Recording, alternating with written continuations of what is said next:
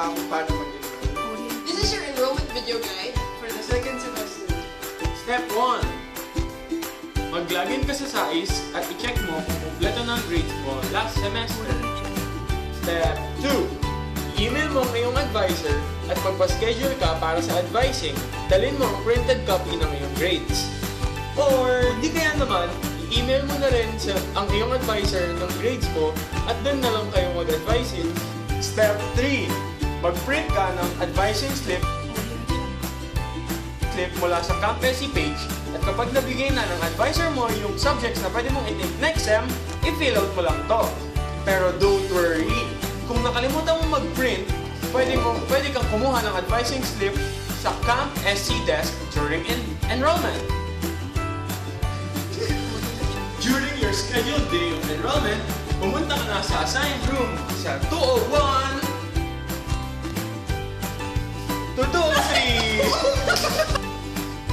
Your step 5, isulat mo yung name mo sa ibigay na papel ng faculty.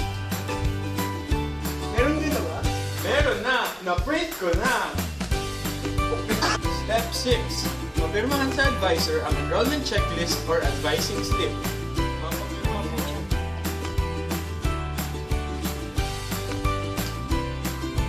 Thank you po, ma'am. Step 7. Ibalik ang inyong enrollment checklist or advising slip sa Camp SC desk. Ako po. Ngayon, magbabayad ka na.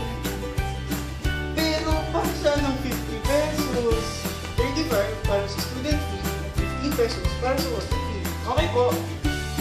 Thank you. Step 8. Hintayin mo ma-print ang iyong invoice at tawagan ang iyong pangalan. Isidro! Kuha mo na ang invoice mo, pwede ka nang magbayad sa cashier sa may OUR.